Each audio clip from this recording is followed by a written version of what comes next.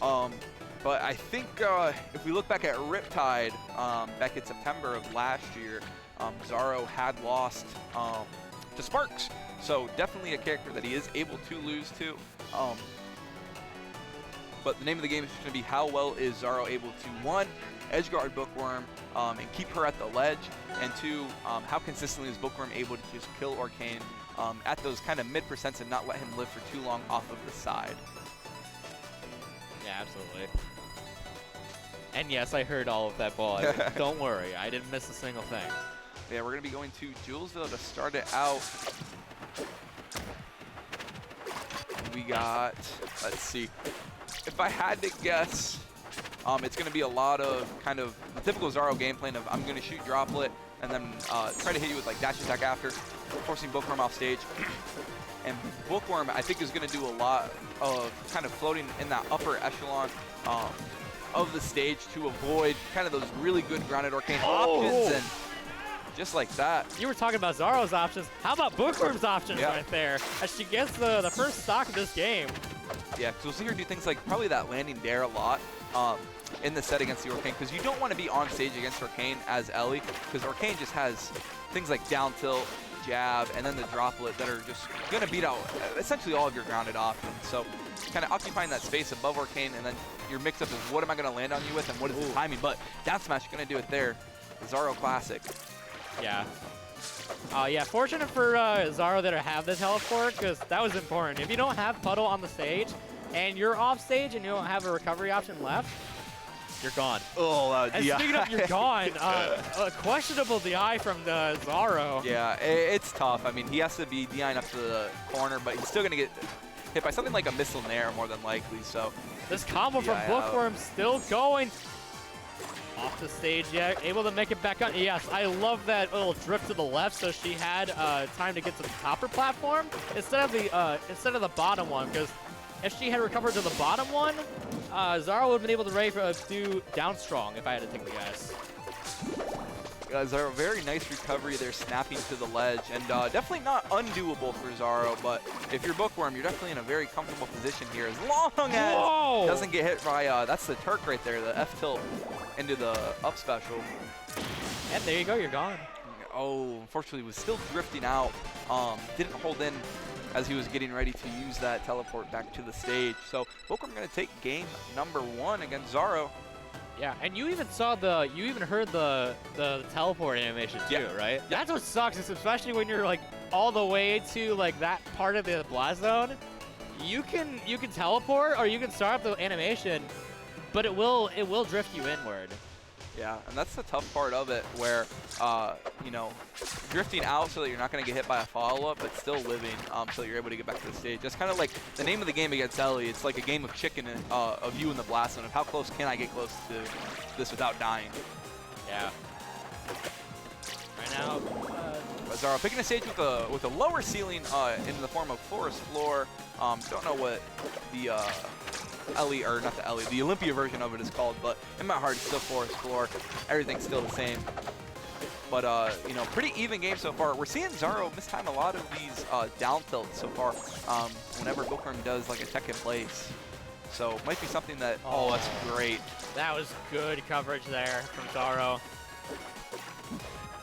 Yeah, and something to note too with how small Orcane is, it really forces Bookworm to shoot her missiles a little bit more downward, whereas they would hit a character that has like a normal standing height, like a Rasser or a Zetterburn. Because Orcane's crouch just goes so low, so Xaro might be able to avoid a lot of these missiles in neutral, but not going to be able to avoid that F-smash. Yeah, that was a little rougher spot for Xaro, because he was already in like a stun animation in the air. Right. So you can't really like, okay, you can't mash your controller like to the left or to the right just to like get momentum speed in the air back from it. You're kind of just caught in it, and you might as well take the hit and run, if you will. Yeah, but Bookworm has been getting a lot of mileage out of these tech in places. Xaro is timing just a little bit off, and we've seen him get punished a lot for it. So I think definitely understanding the timing and great conversion. There's a teleport. We see that again, actually. We saw that, what, game 1? Yeah, game 1. Yeah. But Bookworm got Xaro off the stage. Oh, great fake out. We saw Bookworm heading towards that puddle. Fake is good. but missile nair, and that's very good. Bookworm kind of hovered there to wait to see if Xaro was going to do anything, and Xaro just opted to teleport back to the stage. Yeah. And, yep, nair off the stage is going to do it. And yeah, there again we see it. Bookworm teching in place and ended up getting a down tilt off of it that time. So yeah, if I'm Xaro, I'm looking at Bookworm kind of teching in place a lot of the time, and my timings are going to be more geared towards covering that. I'll allow her to tech roll out maybe 1 or 2 times, and then it becomes more of a teching game. But like we saw there, tech in place. Yeah. Yeah, Bookworm with a lot of percentage here. She's got to be careful where she chooses her options because she's off stage, but how can she recover? Oh, great reverse dash attack there, but she's going to be able to burn off that heat. Now has all of these mix-ups available. Yeah, that was a little... That was reminiscent of that first stock where Bookworm had up beat to the platform like that, but instead of going on top, she ended up opting to go down, but Xaro right on top of her. Going to even that game count out at 1 apiece now. And classic bands, just Trapple, Spirit Tree, and Tempest. Dude, who goes to Tempest? I know. Oh, actually, there's a couple people here that go to Tempest. Shovel Knights do. Shovel Knights love Tempest. I know Lucius goes to Tempest. I hate Tempest. Do you like Tempest? I don't pick it ever. I ban it. I'm starting to not ban it because it's not a terrible stage for me.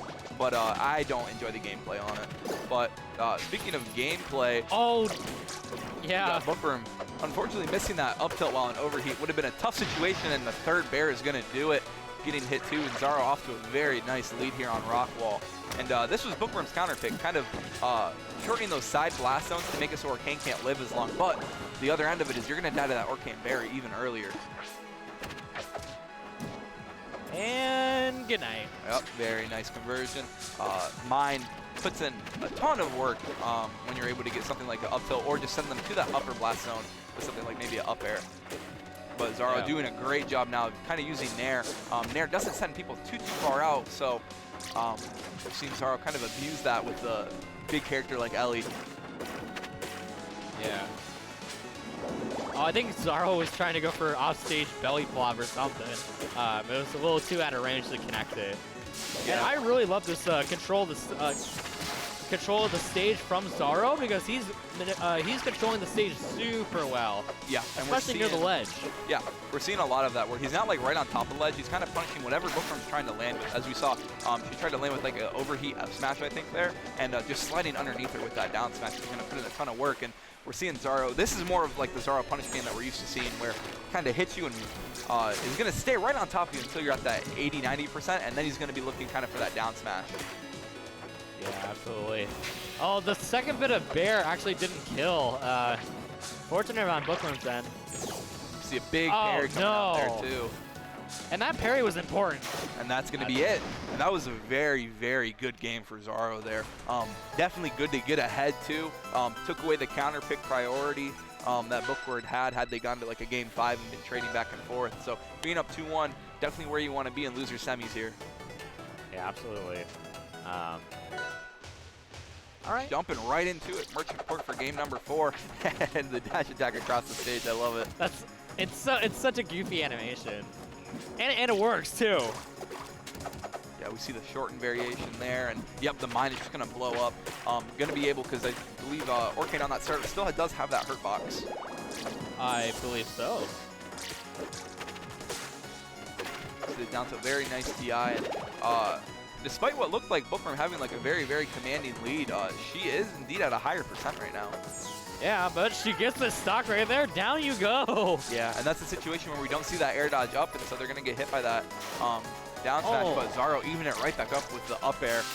Very, very good kill move, especially if somebody's going to DI in on that down tilt. Such a scary move. Yeah.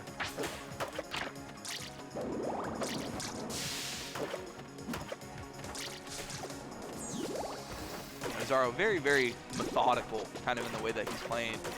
Neutral now and that back air. That's what we see. It's such a tough move where if you're getting hit, you don't want to DI out because you're going to die. But if you're DI in, you're just going to get hit by another one. Kind of eventually it's going to get out. I think you want to kind of SDI out and DI out, or at the very least DI in and SDI out, and then drift out. Kaboom! Just like that, even it right back up. This has been a very, very explosive game 2, just trading stocks back and forth. No pun intended. Right? Yeah. Oh, Bookworm starting up something here. I love the position with the mine there because she got so much off of it. Oh, that was so close because the second mine just came online when that missile came out, but unfortunately went low and Xaro went high. Yeah. And now I like to say, yeah, Bookworm trying to retreat a little bit because if she dash attacks a little bit in too much, Xaro on the ground is not where you want him to be, like in that scenario. Because one parry out of him could lead into like slide up straw. Yeah, and we're seeing a lot of Bookworm doing a good job of keeping the mine on Xaro. I think we've seen it blow up on Xaro twice this stock, and just having that mine on you is so scary if Bookworm has access to missile, because things like missile nair, or so close to the upper there as well, but very nice parry to get out of the corner. And now this is, I was gonna say Bookworm's tournament stock, and Xaro gonna do it. Move on to losers finals where it's gonna be met by another Elliana. Yeah, honestly though, good showing from Bookworm.